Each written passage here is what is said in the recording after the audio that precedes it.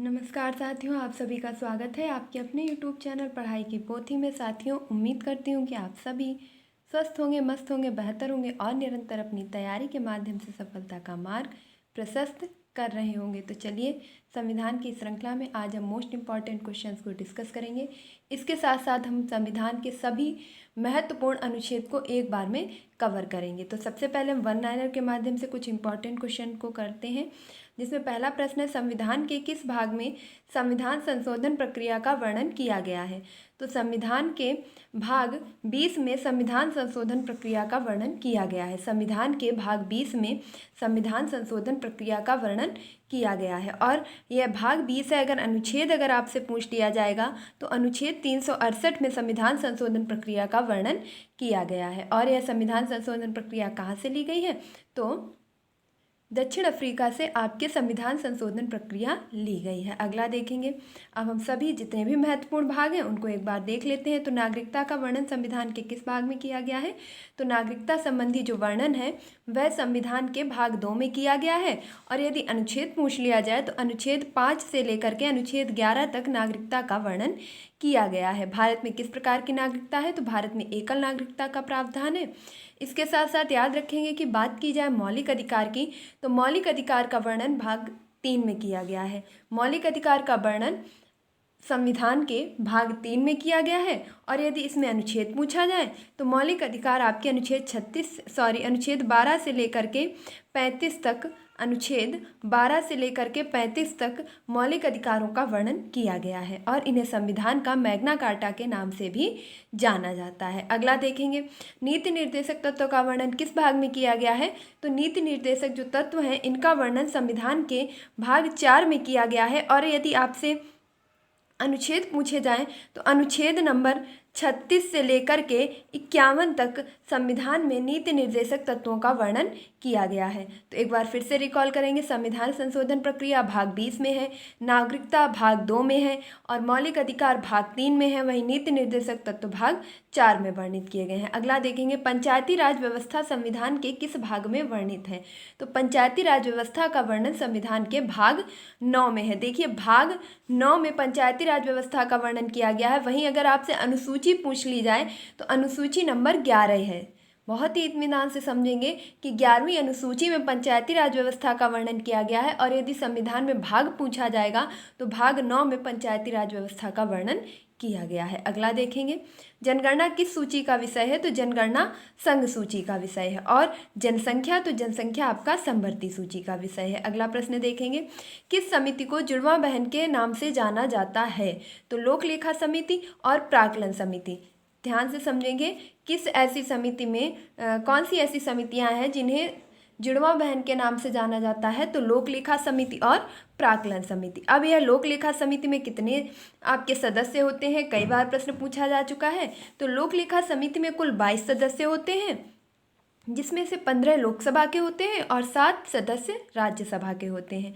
तो 15 सदस्य लोकसभा के और 7 सदस्य राज्यसभा के मिलकर के लोक लेखा समिति का निर्माण करते हैं। यदि इसमें पूछा जाए कि लोक लेखा समिति का अध्यक्ष कौन होता है? तो लोक लेखा समिति का अध्यक्ष आपका लोकसभा में जो विपक्ष दल का नेता होता है वही लोक लेखा समिति का अध्यक्ष होता है। अब लोकसभा में विपक्ष के नेता इस समय कौन है? तो अधीर रंजन चौधरी, जो कि आपके लोक लेखा समिति के अध्यक्ष हो जाएंगे।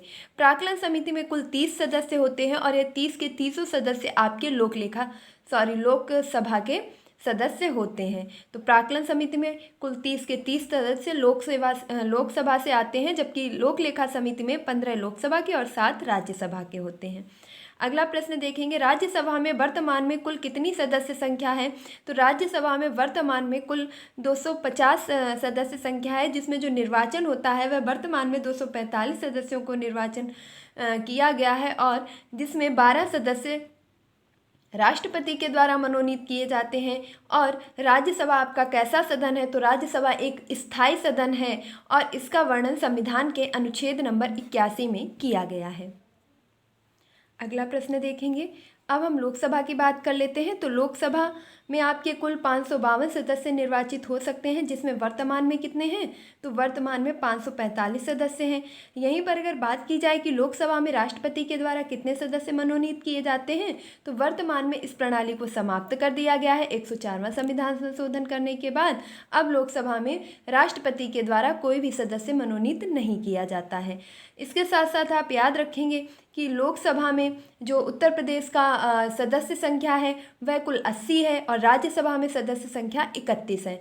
और लोकसभा का वर्णन संविधान के अनुच्छेद नंबर 82 में किया गया है और लोकसभा एक अस्थायी सदन है, यानी कि प्रत्येक 5 वर्ष के बाद भंग कर दी जाती है और दोबारा से सृजित की जाती है। तो अनुच्छेद अगर आपसे पूछ लिया जाए तो अनुच्छेद 79 में देखिए, याद रखेंगे 79 में आपके संसद का उल्लेख किया गया है, 79 में संसद का उल्लेख किया गया है, 81 में राज्यसभा का और 82 में लोकसभा का वर्णन किया गया है। इसके साथ साथ याद रखेंगे कि संसद किससे मिलकर के बनती है, तो संसद आपकी लोकसभा और राज्यसभा, इसके साथ साथ राष्ट्रपति से मिलकर के संसद का निर्माण होता है। तो संसद के कितने अंग हैं, कुल 3 अंग हैं, लोकसभा, राज्यसभा और राष्ट्रपति। तो लोकसभा का वर्णन अनुच्छेद नंबर 82 में और राज्यसभा का 81 में और राष्ट्रपति का यदि पूछ लिया जाए तो राष्ट्रपति पद का वर्णन अनुच्छेद नंबर 52 में किया गया है। चलते हैं अगले प्रश्न की तरफ।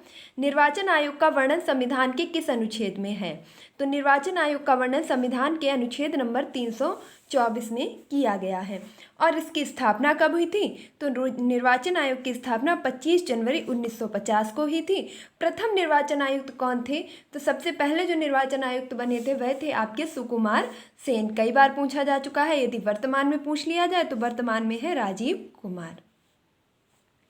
अगला देखेंगे, निर्वाचन आयोग में कुल कितने सदस्य होते हैं, तो निर्वाचन आयोग में कुल 3 सदस्य होते हैं, जिनमें से आपके 2 सदस्य और 1 अध्यक्ष होता है। तो 1 अध्यक्ष जो है वह आपके राजीव कुमार है, इसके बाद आपके 2 अन्य सदस्य हैं वर्तमान में। और यदि प्रथम पूछ लिए जाए तो प्रथम निर्वाचन आयुक्त सुकुमार सेन थे। स्थापना कब हुई, 25 जनवरी 1950 को। कौन सा अनुच्छेद है, तो अनुच्छेद नंबर 324। अगला देखेंगे, एकमात्र महिला निर्वाचन आयुक्त कौन है, तो भारत में एकमात्र ऐसी महिला हुई है जो निर्वाचन आयुक्त के पद पर भी नियुक्त की गई हैं और वह है रमा देवी। अगला प्रश्न देखेंगे, भारत में कितने राज्यों में विधान परिषद है, तो भारत के ऐसे कितने राज्य हैं जिनमें विधान परिषद है, तो भारत के 6 ऐसे राज्य हैं जिनमें विधान परिषद है। इसके साथ साथ विधानसभा भी है, यानी कहा जाए तो द्विसदनात्मक शासन व्यवस्था यह है उत्तर प्रदेश में, बिहार में, महाराष्ट्र में, आंध्र प्रदेश में, कर्नाटक में और तेलंगाना में। अगला प्रश्न देखेंगे, समलैंगिकता अपराध नहीं है, यह किस केस से संबंधित है। देखिए, हम जानते हैं कि समलैंगिकता को एक सामाजिक दृष्टि से सही नहीं माना जाता है, लेकिन आपके संविधान में यह रिट उच्च न्यायालय में दायर की गई। इसके साथ साथ अब संविधान के अनुसार हमें यह अधिकार प्राप्त हो गया है कि समलैंगिकता को अपराध की श्रेणी में नहीं रखा जाएगा। और यह कौन सा केस था, तो केस था नवतेज कौर केस के द्वारा समलैंगिकता को अपराध की श्रेणी से बाहर कर दिया गया है। निजता का अधिकार मौलिक अधिकार कब बन गया, तो निजता के अधिकार को मौलिक अधिकार की श्रेणी में किस केस के द्वारा लाया गया, तो पुट्टास्वामी केस के द्वारा। नेक्स्ट देखेंगे, प्रस्तावना संविधान का भाग है, इसमें संशोधन हो सकता है लेकिन इसके आधारभूत ढांचे में परिवर्तन नहीं हो सकता है। देखिए, प्रस्तावना जो है वह संविधान का बहुत ही महत्वपूर्ण अंग है और इसमें किसी भी प्रकार का संशोधन नहीं किया जा सकता है, लेकिन आपके एक ऐसा केस होता है जिसके आधार पर यह कहा जाता है कि संविधान की प्रस्तावना में तो आप संशोधन नहीं कर सकते हैं, संविधान की प्रस्तावना में संशोधन कर सकते हैं लेकिन उसके आधारभूत ढांचे को परिवर्तित नहीं कर सकते हैं। और ऐसा कहा गया था केशवानंद भारती केस में। केशवानंद भारती बनाम केस जो था आपका केरल राज्य में, यह 24 अप्रैल 1973 को आया था और इसके द्वारा प्रस्तावना को संविधान का भाग बताते हुए संशोधन किया जा सकता है, लेकिन इसका जो मूलभूत ढांचा है उसे अक्षुण्ण रखा जाएगा। अगला देखेंगे, राष्ट्रपति आपात किस तरह से आपके जो राष्ट्रपति आपात है इसका वर्णन संविधान के किस भाग में किया गया है, तो भाग 18 में।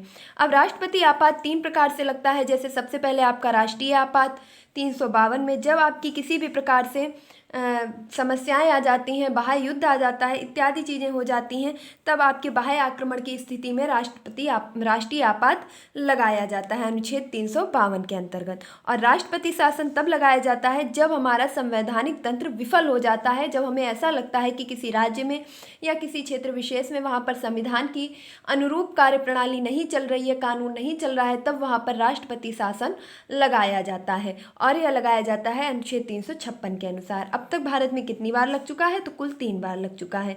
वित्तीय आपात अनुच्छेद नंबर 360 के द्वारा लगाया जाता है। देखिए, वित्तीय आपात का वर्णन जो है यह अनुच्छेद 360 में किया गया है, और वित्तीय आपात आज तक भारत में कभी भी नहीं लगा है। इस चीज़ को याद रखेंगे कि वित्तीय आपात भारत में एक भी बार नहीं लगा है। नेक्स्ट क्वेश्चन आपका, अनुच्छेद 20 और 21 निलंबित नहीं होंगे राष्ट्रपति शासन के तहत।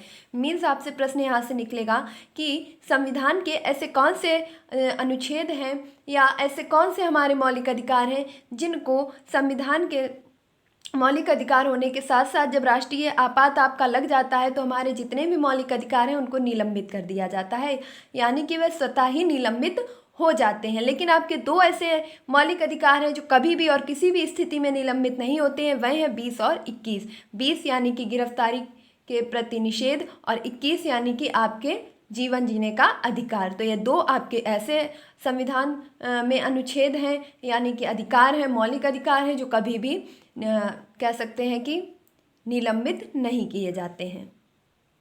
अगला प्रश्न देखेंगे, अंतर्राष्ट्रीय शांति का संबंध किस अनुच्छेद से है? तो अंतर्राष्ट्रीय शांति का वर्णन किया गया है अनुच्छेद 51A में, और 51A में नीति निर्देशक तत्वों का भी वर्णन किया गया है। देखिए, एक चीज़ याद रखेंगे कि मैं अभी आपको 2 से 3 मिनट के बाद जितने भी संविधान के महत्वपूर्ण अनुच्छेद हैं उन सभी को रिवाइज करवाने वाली हूँ, तो प्लीज़ वीडियो को छोड़ करके बिल्कुल भी मत जाइएगा।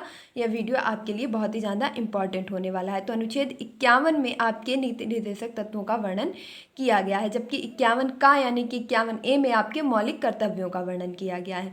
संवैधानिक निकाय नहीं है, तो कुछ ऐसी संस्थाएँ और निकाय हैं जो कि संवैधानिक नहीं है, परंतु उनका बहुत ही ज़्यादा महत्वपूर्ण योगदान हमारे पूरे संवैधानिक तंत्र में रहता है। जैसे सबसे पहले आ जाता है नीति आयोग। यह नीति आयोग कब बना? तो यह 1 जनवरी 2015 को नीति आयोग की स्थापना की जाती है, परंतु इसके पहले इसके स्थान पर जो कार्य कर रहा था वह था योजना आयोग, और उसकी स्थापना 15 मार्च 1950 को की गई थी। यह हमारी जितनी भी सरकार की नीतियां हैं उनका निर्धारण करता है, और इसे पास करने के लिए कहा जा सकता है कि राष्ट्रीय विकास परिषद का गठन किया गया 6 अगस्त 1952 को।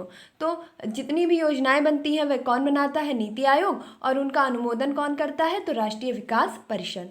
अगला देखेंगे, राष्ट्रीय महिला आयोग। राष्ट्रीय महिला आयोग भी संवैधानिक निकाय नहीं है, और इसकी वर्तमान में अध्यक्ष कौन है? तो रेखा शर्मा, जो कि पुनः निर्वाचित की गई है। इस चीज़ को भी याद रखेंगे।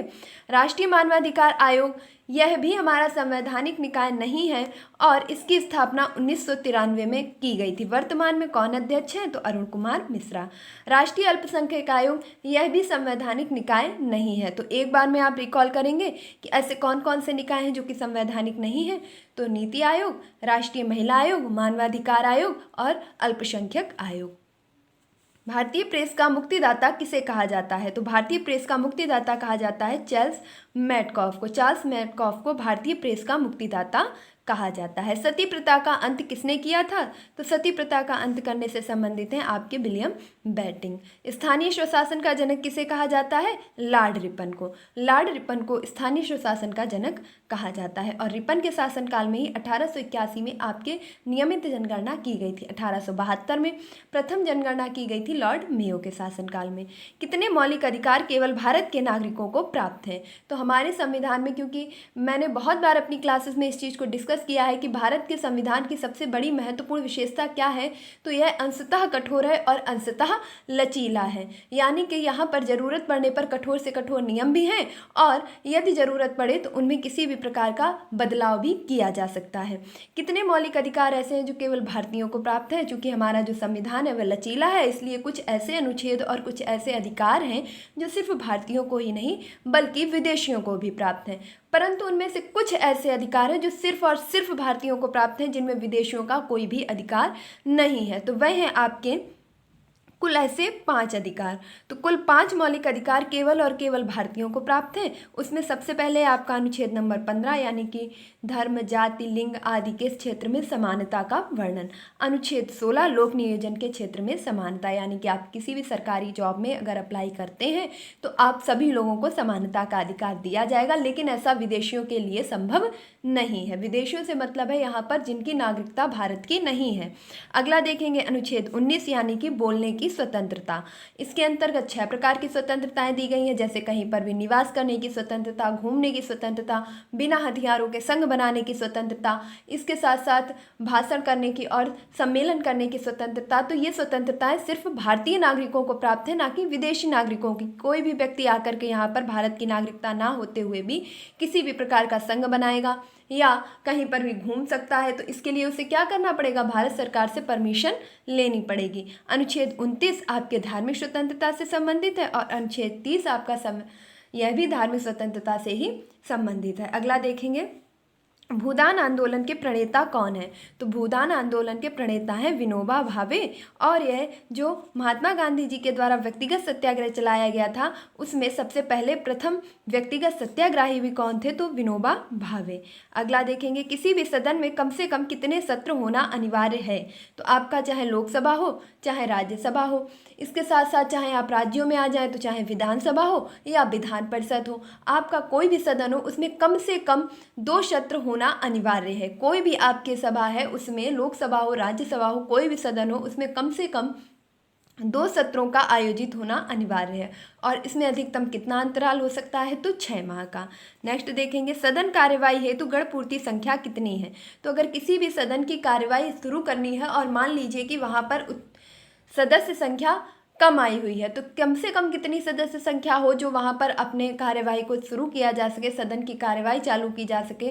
तो आपके जितने भी सदस्य हैं उनकी संख्या का 1/10 यदि सदस्य आपके उपस्थित हैं सदन में, तो सदन की कार्यवाही प्रारंभ की जा सकती है। तो याद रखेंगे गणपूर्ति संख्या का 1/10, यानी कि जो भी आपके सदस्य हैं उस सदन के जितने भी सदस्य संख्या है, यदि उनका 1/10 सदस्य उपस्थित है सदन में, तो आप कार्यवाही शुरू कर सकते हैं। संचित निधि का वर्णन संविधान के किस अनुच्छेद में है। तो संचित निधि का वर्णन संविधान के अनुच्छेद नंबर 66 में है, 266 में, यानी कि 266 में। आकस्मिक निधि का वर्णन किस में है, तो अनुच्छेद 267 में। अगला प्रश्न देखेंगे। देखिए अब जो लोग भी रुके हुए थे ना उनके लिए ये अमृत वर्षा होने वाली है, क्योंकि यहाँ से 102 नंबर फिक्स हैं, और जो लोग भाग गए हैं वो अपना खुद ही देख सकते हैं। तो महत्वपूर्ण अनुच्छेदों में हम जितने भी इम्पॉर्टेंट अनुच्छेद हैं उन सभी के बारे में डिस्कस करेंगे। एक भी ऐसा अनुच्छेद नहीं है जो इससे बाहर आएगा। तो बस आप एकाग्रचित होकर के वीडियो को बिना स्किप किए अंत तक जरूर देखें। सबसे पहला अनुच्छेद है अनुच्छेद नंबर 1, जिसमें भारत अर्थात इंडिया राज्यों का संघ है। भारत अर्थात इंडिया राज्यों का संघ है, ऐसा किस अनुच्छेद में कहा गया है, तो अनुच्छेद नंबर 1 में। अनुच्छेद 14 में विधि के समक्ष समानता का वर्णन किया गया है। अनुच्छेद 15 में लिंग, जाति, धर्म में समानता का वर्णन किया गया है, और अनुच्छेद 17 में अस्पृश्यता के अंत की बात की गई है, यानी छुआछूत को किस अनुच्छेद में समाप्त किया गया है, तो अनुच्छेद नंबर 17 में। नेक्स्ट देखेंगे अनुच्छेद 19 में वाक यानी प्रेस की स्वतंत्रता का वर्णन किस अनुच्छेद में है, तो अनुच्छेद 19 में।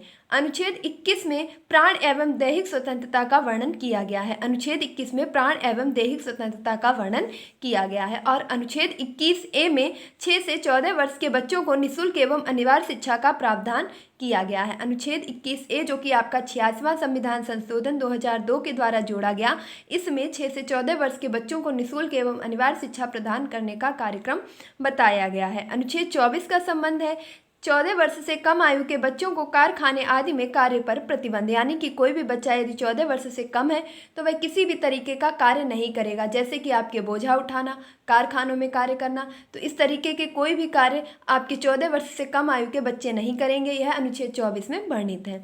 अनुच्छेद 32 को संवैधानिक उपचारों का अधिकार कहा गया है, और इसे भीमराव अम्बेडकर के द्वारा संविधान की आत्मा की संज्ञा भी दी गई है। तो जो आपका अनुच्छेद नंबर 32 यानी कि 32 मोस्ट इंपॉर्टेंट है। अगला देखेंगे अनुच्छेद 39। अनुच्छेद 39 में समान न्याय व निःशुल्क विधिक सहायता का वर्णन किया गया है। सभी के लिए समान न्याय होगा और निःशुल्क और विधिक सहायता दी जाएगी। यह किस अनुच्छेद में कहा गया है? तो अनुच्छेद 39 में। अनुच्छेद 40 ग्राम पंचायतों से संबंधित है और वहीं अनुच्छेद 44 का संबंध समान सिविल संहिता से है। अनुच्छेद 44 का संबंध किससे है? समान सिविल संहिता से। अनुच्छेद 48 में कृषि एवं पशुपालन की बात कही गई है। अनुच्छेद 48 किससे संबंधित है? कृषि एवं पशुपालन से। और अनुच्छेद 48 का संबंध पर्यावरण संरक्षण से है। अनुच्छेद 48 का संबंध किससे है? पर्यावरण संरक्षण से। अनुच्छेद 50 में कार्यपालिका और न्यायपालिका का पृथक्करण किया गया है, यानी कि कार्यपालिका के कार्य अलग होंगे और न्यायपालिका के कार्य अलग होंगे, या एक दूसरे के कार्य में हस्तक्षेप नहीं करेंगे। इनके अलग अलग कार्यों का निर्धारण किस अनुच्छेद में किया गया है? अनुच्छेद नंबर 50, यानी कि 50-50, आधा आधा बांट दिया। अनुच्छेद 51 में अंतर्राष्ट्रीय शांति और सुरक्षा की बात की गई है। वहीं अनुच्छेद 51 का में मौलिक कर्तव्यों का वर्णन किया गया है। और मौलिक कर्तव्य आपके कितने हैं? तो वर्तमान में मौलिक कर्तव्य 11 हैं, जबकि जब संविधान बना था उस समय एक भी मौलिक कर्तव्य नहीं थे। इन्हें 42वां संविधान संशोधन 1976 के द्वारा सरदार स्वर्ण सिंह समिति की अनुशंसा पर संविधान में जोड़ा गया और उस समय संविधान में कुल 10 मौलिक कर्तव्य थे। फिर 86वां संविधान संशोधन 2002 के द्वारा 11वां मौलिक कर्तव्य जोड़ा गया, 6 से 14 वर्ष के बच्चों को निःशुल्क एवं अनिवार्य शिक्षा प्रदान करना। 52वां संविधान संशोधन में राष्ट्रपति के पद का वर्णन किया गया है। वर्तमान में राष्ट्रपति कौन है? तो द्रौपदी मुर्मू है। नेक्स्ट देखेंगे 53वां जो अनुच्छेद है, इसमें राष्ट्रपति कार्यपालिका का प्रधान होगा, इस चीज़ का वर्णन किया गया है। और कुछ मैं आपको ओरली बता देती हूँ, जैसे अनुच्छेद नंबर 54 में कहा गया है कि चुनाव प्रक्रिया 55 में चुनाव एकल संक्रमणीय मत पद्धति के द्वारा होगा। और अनुच्छेद 60 में राष्ट्रपति की शपथ का वर्णन किया गया है। अनुच्छेद 61 में राष्ट्रपति पर किस प्रकार से महाभियोग प्रक्रिया लगाई जाएगी, इसका पूरा वर्णन किया गया है। और अनुच्छेद 63 में उपराष्ट्रपति के पद का वर्णन किया गया है। वर्तमान में उपराष्ट्रपति कौन है? तो जगदीप धनखड़ वर्तमान में उपराष्ट्रपति हैं। अनुच्छेद 74 में मंत्रिपरिषद का गठन किया गया है। अनुच्छेद 74 में ऐसा कहा गया है कि राष्ट्रपति को कार्य और परामर्श हेतु एक मंत्रिपरिषद गठित की जाएगी। ऐसा किसमें कहा गया है? अनुच्छेद 74 में। अनुच्छेद 75 में कहा गया है कि राष्ट्रपति के कार्यों में सलाह और मदद हेतु राष्ट्रपति की मदद हेतु मंत्रिपरिषद का गठन किया जाएगा, जिसका मुखिया स्वयं प्रधानमंत्री होगा। तो आप मेरी बात को शायद समझ पा रहे होंगे कि संविधान में कहीं पर भी प्रधानमंत्री के पद का वर्णन नहीं है, बल्कि उसका वर्णन किया गया है मंत्रिपरिषद के मुखिया के रूप में। ऐसा कहीं नहीं लिखा है कि भारत का एक प्रधानमंत्री होगा, बल्कि ये लिखा गया है अनुच्छेद 75 में कि राष्ट्रपति को उसके कार्यों में सलाह और सहायता हेतु एक मंत्रिपरिषद गठित होगी, जिसका मुखिया प्रधानमंत्री होगा। अगला देखेंगे अनुच्छेद 72 में राष्ट्रपति की क्षमादानी की शक्ति का वर्णन किया गया है। देखिए हमारे लगभग कुल 6 क्षेत्र हैं, जैसे कि आपके संगीत हो गया, कला हो गया, साहित्य हो गया और आपके विज्ञान हो गया, और इसी से संबंधित आपके जो 6 क्षेत्र हैं, इनमें आपके जैसे चिकित्सा हो गया। यदि कोई व्यक्ति ऐसा है जो बड़ा अपराध कर देता है और वह इन सभी क्षेत्रों में विशिष्ट अपनी पारंगत रहता है, मतलब बहुत ही ज़्यादा पारंगत है अपने कार्य में, तो यदि राष्ट्रपति चाहे तो उसकी जो सज़ा है उसे बदल सकता है, उसका जो प्रारूप है उसे बदल सकता है। देखिए उस चीज़ को पूरी तरीके से क्षमा नहीं कर सकता है। जैसे मान लीजिए उसे फांसी दी गई है, तो राष्ट्रपति क्या कर सकता है कि उसकी फांसी को बदल करके उसकी सज़ा को 10 साल या 15 साल में बदल देगा, जिससे कि यदि हम उस मुख्य व्यक्ति को खो देंगे तो इसका मतलब है कि हम भारत की एक बहुत ही विशिष्ट चीज़ को भी खो देंगे, क्योंकि हो सकता है वह व्यक्ति आगे चल करके किसी भी अपने जिस क्षेत्र में वह पारंगत है एक विशिष्ट कार्य करे और भारत को उन्नति प्रदान करे। तो इसलिए अगर राष्ट्रपति चाहे, यदि उसको ऐसा लगता है कि वह व्यक्ति आगे भारत की किसी भी क्षेत्र में काम आ सकता है, मदद कर सकता है, तो वह उसकी सज़ा को परिवर्तित कर सकता है। ऐसा किस अनुच्छेद में कहा गया? अनुच्छेद 72 में। अनुच्छेद 76 में महान न्यायवादी की नियुक्ति का वर्णन किया गया है। अनुच्छेद 79 में संसद, 80 में राज्यसभा और 81 में लोकसभा का वर्णन किया गया है। जैसा कि मैंने अभी अभी आपको बताया, संसद किससे मिलकर के बनी है? तो राज्यसभा, लोकसभा और राष्ट्रपति से। राज्यसभा और लोकसभा और राष्ट्रपति से मिलकर के संसद का निर्माण हुआ है। संसद का वर्णन अनुच्छेद 79 में है, राज्यसभा का वर्णन 80 में है, लोकसभा का वर्णन 81 में है। अनुच्छेद 108 के आधार पर जो राष्ट्रपति हैं वह दोनों सदनों में यदि किसी भी बात पर गतिरोध होता है तो राष्ट्रपति के द्वारा संयुक्त अधिवेशन बुलाया जा सकता है। इस संयुक्त अधिवेशन को राष्ट्रपति किस अनुच्छेद के तहत बुलाता है? तो अनुच्छेद 108 के तहत। और इस जो आपके बुलाया जाता है अधिवेशन, इसकी अध्यक्षता कौन करता है? तो स्वयं लोकसभा का अध्यक्ष इसकी अध्यक्षता करता है। अनुच्छेद 110 का संबंध किससे है? तो धन विधेयक से। धन विधेयक का संबंध किससे है? अनुच्छेद 110 से। और कई बार आपसे प्रश्न पूछा जाता है कि धन विधेयक किस सदन में पेश किया जाता है? तो लोकसभा में। और अनुच्छेद 112 में आपके वार्षिक वित्तीय विवरण का प्रावधान किया गया है। अगर आपसे प्रश्न पूछा जाए कि बजट शब्द का उल्लेख किस अनुच्छेद में किया गया है, तो आप याद रखेंगे कि बजट जैसे किसी भी शब्द का उल्लेख हमारे संविधान में नहीं है, जबकि इसकी जगह पर अनुच्छेद 112 में वार्षिक वित्तीय विवरण का उल्लेख किया गया है। सिर्फ 2 मिनट और आपका सारा टॉपिक कंप्लीट हो जाएगा। अनुच्छेद 123 में राष्ट्रपति द्वारा अध्यादेश लगाया जा सकता है। राष्ट्रपति किस अनुच्छेद के तहत अध्यादेश लगा सकता है? तो अनुच्छेद नंबर 123। अनुच्छेद 124 के तहत उच्चतम न्यायालय के गठन की बात की गई है। तो उच्चतम न्यायालय का गठन किस अनुच्छेद के अंतर्गत किया जाता है? अनुच्छेद नंबर 124 के अंतर्गत। वर्तमान में कुल कितने उच्चतम न्यायालय है? तो याद रखेंगे 25, और 25वां कौन है? तो अमरावती। 148 में आपके नियंत्रक महालेखा परीक्षक की बात की गई है, यानी कि भारत के CAG गिरीश चंद्र मुर्मू, जो कि आपके वर्तमान में भारत के CAG हैं, इनके पद का वर्णन संविधान के किस अनुच्छेद में किया गया है? तो अनुच्छेद नंबर 148 में। अनुच्छेद 153 में राज्यों के राज्यपाल होंगे, इस बात का वर्णन किया गया है, यानी कि राज्यपाल के पद का वर्णन किसमें किया गया है? तो अनुच्छेद 153 में। इसके साथ साथ याद रखेंगे कि कोई एक राज्यपाल आपके एक से अधिक राज्यों के भी राज्यपाल हो सकते हैं, जैसे आपके आनंदीबेन पटेल उत्तर प्रदेश की भी हैं, और इसके साथ साथ आपके कहाँ के राज्यपाल हैं ये आप मुझे कमेंट बॉक्स में बताएंगे। अनुच्छेद 168 में राज्यों के विधानमंडल के गठन की बात की गई है। विधानमंडल और विधानमंडल वाले आपके ऐसे भारत में कितने राज्य हैं जिसमें द्विसदनात्मक शासन व्यवस्था है? तो अभी अभी आपको बताया था, ऐसे कुल 6 राज्य हैं, और उन 6 राज्यों में कौन कौन से आ जाते हैं? तो उत्तर प्रदेश, बिहार, महाराष्ट्र, आंध्र प्रदेश, कर्नाटक और तेलंगाना। अब इस विधानमंडल का वर्णन किस अनुच्छेद में किया गया है? तो अनुच्छेद नंबर 168 में। 170 में विधानसभा का और 171 में विधान परिषद का वर्णन किया गया है।